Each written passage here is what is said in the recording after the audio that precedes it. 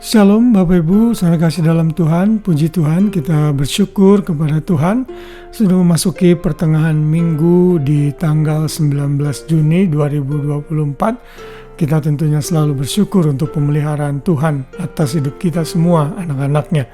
Haleluya, pada hari ini kembali dalam renungan malam hari ini kita masih belajar dari tokoh-tokoh Alkitab yang dicatat untuk pelajaran juga bagi kita, selain tentunya menjadi dokumen dan catatan sejarah di dalam kehidupan kita, sehingga kita bisa juga belajar dari mereka.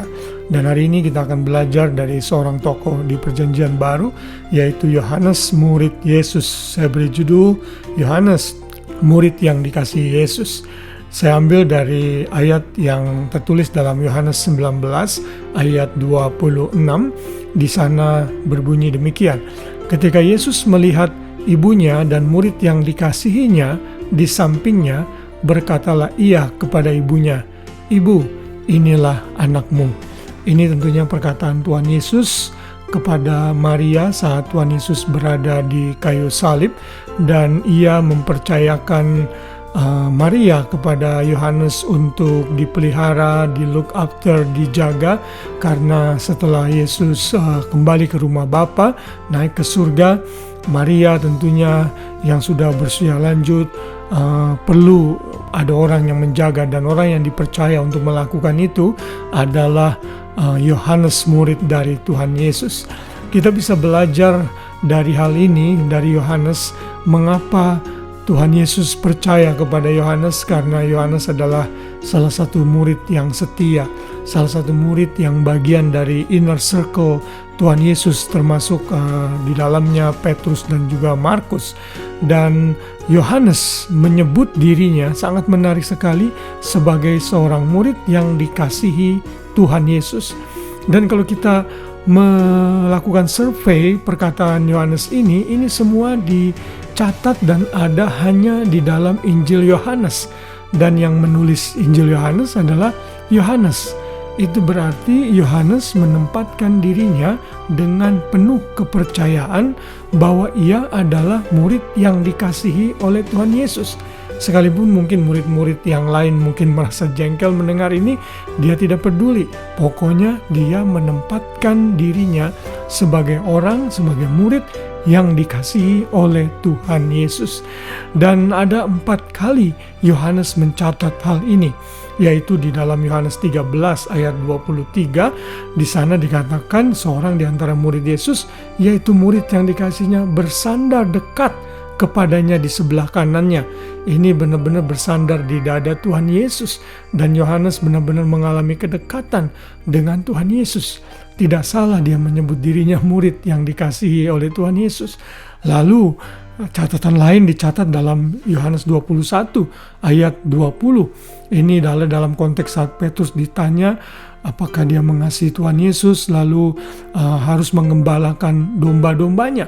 Dan Petrus bertanya, bagaimana dengan murid yang satu ini yang menuju kepada Tuhan Yesus? Tetapi Tuhan Yesus berkata, kamu tidak perlu urus Yohanes, urus saja dirimu. Dan kita tahu melalui ayat ini Petrus akan mengalami kematian martir. Dan dalam ayat itu, dalam Yohanes 21 ayat 20, itu juga dikatakan murid yang dikasihi Yesus. Yohanes mencatat hal yang sama. Dan di ayat yang lain, pada saat kebangkitan Tuhan Yesus, di mana Petrus dan murid-murid berlari untuk memberitahu yang lain, dan salah satunya memberitahukan Yohanes yang juga menyebut dirinya sekali lagi murid yang dikasihi oleh Tuhan Yesus.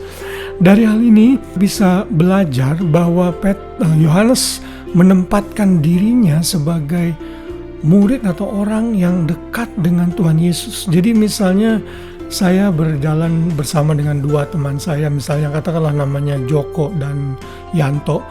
Saya menulis diary, dan di situ saya menulis saya pergi ke satu tempat bersama dengan Yanto dan Joni atau siapapun juga, dan murid atau orang yang dikasihi oleh Tuhan.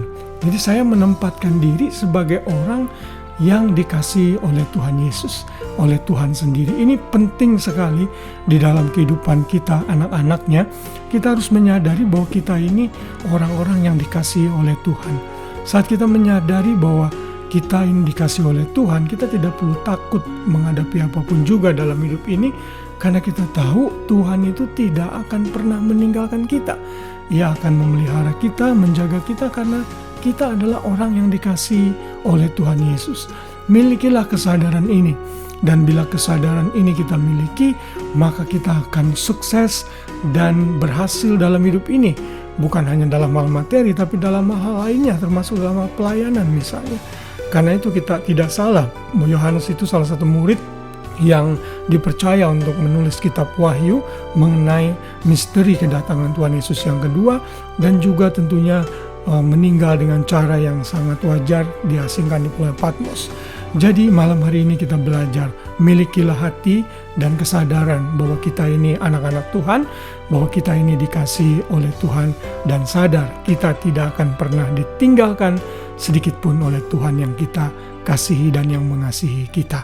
Puji Tuhan, selamat malam, selamat beristirahat. Biar firman Tuhan ini menjadi kekuatan bagi kita, mengubahkan kita, dan tentunya mengingatkan kita betapa Tuhan mengasihi kita. Biar damai sejahtera Kristus memelihara kita sepanjang malam, dan besok pagi kita bangun dengan tubuh, jiwa, raga yang sehat, dengan rahmat Tuhan yang baru setiap pagi. Tuhan Yesus memberkati kita semua. Shalom.